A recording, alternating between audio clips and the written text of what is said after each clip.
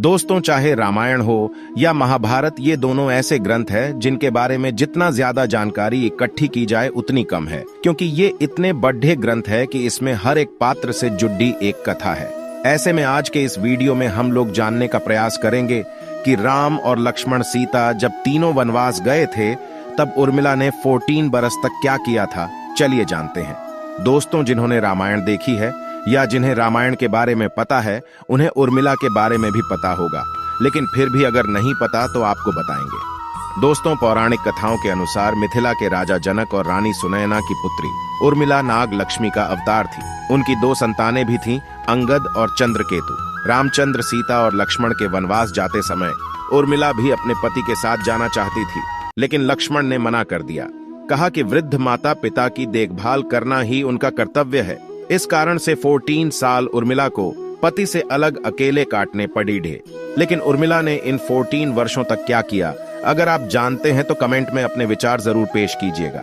अगर नहीं तो बने रहिए इस वीडियो में हमारे साथ अंत तक। दोस्तों, पौराणिक कथाओं के अनुसार रामायण में बताया गया है कि राम, लक्ष्मण, भरत और शत्रुघ्न के जन्म के वक्त राम, भरत और शत्रुघ्न अन्य बच्चों की भांति कुछ देर रोने के बाद चुप हो गए थे, लेकिन लक्ष्मण रोते ही रहे। फिर उसके बाद जब उन्हें राम के बगल में लिटाया गया तब जाकर उनका रोना बंद हुआ। तब से वह हर वक्त राम की परछाई ही बनकर रहे। लक्ष्मण जी के लिए राम ही माता पिता, गुरु भाई सब कुछ थे और उनकी आज्ञा का पालन ही उनका मुख्य धर्म था। वे सदा उनके साथ छाया की तरह रहते थे। भगवान श्री राम के प्रति किसी के भी अपमान सूचक शब्द को ये कभी बर्दाश्त नहीं करते थे। वास्तव में लक्ष्मण का वनवास राम के वनवास से भी अधिक महान है। जब राजा दशरथ ने भगवान राम को 14 वर्ष के वनवास का आदेश दिया तो लक्ष्मण ने भी अपने अग्रज के साथ वन में जाने का निर्णय ले लिया। राम के वनवास जाने के समय उर्मिला भी एक पतिव्रता स्त्री की तरह अपने पति लक्ष्मण जी के साथ जाना चाहती थी, लेकिन लक्ष्मण जी ने उन्हें ले जाने से इनकार कर दिया।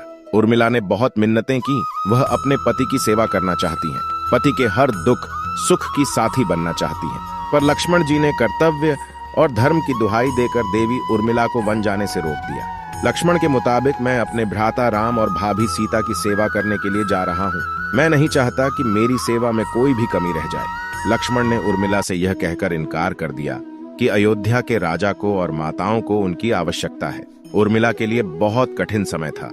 उर्मिला ने दिल पर पत्थर रखकर लक्ष्मण जी की बात मान ली और वह उनके साथ नहीं गई। जब लक्ष्मण जा रहे थे तभी से सबसे विकट क्षणों में भी उर्मिला आंसू बहा सकी, क्योंकि उनके पति लक्ष्मण ने उनसे एक और वचन लिया था कि वह कभी भी आंसू नहीं बहाएगी, क्योंकि अगर वह अपने दुख में डूबी रहेगी तो परिजनों का ख्याल नहीं रख पाएगी। ऐसे में जबकि वह नववधू थी और उसके जीवन की तो अभी अभी शुरुआत ही हुई थी। लक्ष्मण के वनवास जाने के बाद उर्मिला के पिता अयोध्या आए और उर्मिला को मायके चलने का अनुरोध करने लगे, ताकि मां और सखियों के सिंध उर्मिला का पति वियोग का दुख कुछ कम हो सके। परंतु उर्मिला ने अपने मायके मिथिला जाने से इनकार करते हुए कहा कि पति की आज्ञानुसार पति के परिजनों के साथ रहना है और दुख में उनका साथ छोड़ना उसके लिए अधर्म है। यह उर्मिला का अखंड पतिव्रता धर्म था।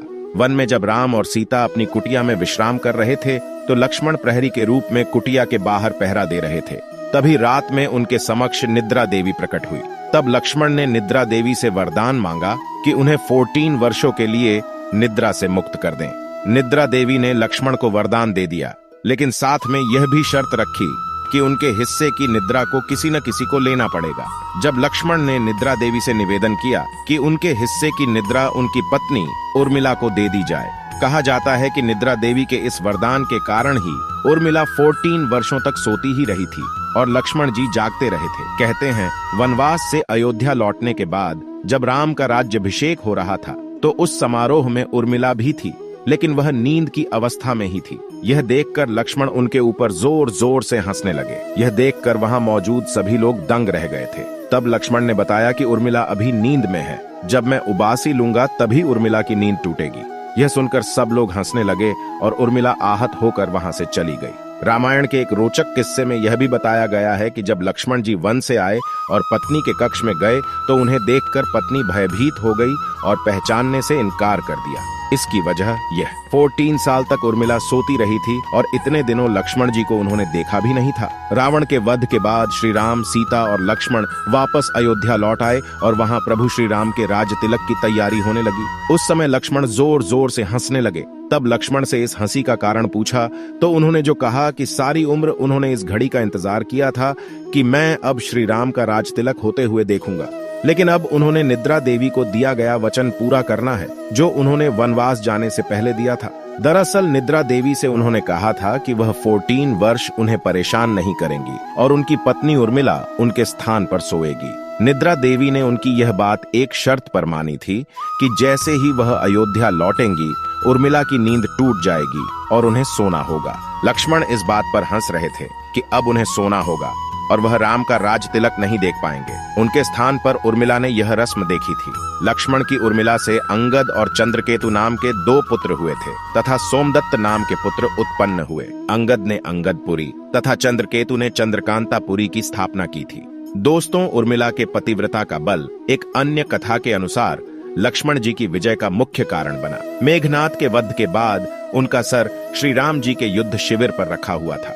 उन सबको मेघनाद की पत्नी सुलोचना लेने आई। पति का शीश देखते ही सुलोचना का दिल अत्यधिक द्रवित हो गया। वह रोने लगी। रोते रोते उसके पास खड़े लक्ष्मण की ओर देखा और कहा, सुमित्रा नंदन, तुम भूल कर भी गर्व मत करना कि मेघनाद का वध मैंने किया। मेघनाद की धराशायी करने की शक्ति विश्व में किसी के पास नहीं थी। ये पतिव्रता नारियों का भाग्य था। अब आप सोच में पड़ गए होंगे कि निद्रा देवी के प्रभाव में आकर उर्मिला अगर 14 साल तक सोती रही तो सास और अन्य परिजनों की सेवा करने का लक्ष्मण को किया वादा उन्होंने कैसे पूरा किया। तो उत्तर यह है कि सीता माता ने अपना एक वरदान उर्मिला को दिया था कि उस वरदान के अनुसार उर्मिला एक साथ 3 कार्य कर सकती थी। तो इस तरह उन्होंने अपना वादा पूरा किया। दोस्तों, लक्ष्मण जी ने माँ बाप की सेवा करने के लिए उर्मिला को यूं ही छोड़ना उचित समझा। उन्हें शायद पता था कि वे लोग जब वनवास जाएंगे तो उनके माता पिता को इसका गहरा सदमा लगेगा। इसीलिए लक्ष्मण जी विकट क्षणों में माँ बाप को सहारा और सहानुभूति देने के लिए उर्मिला को छोड़कर वनवास चले गए।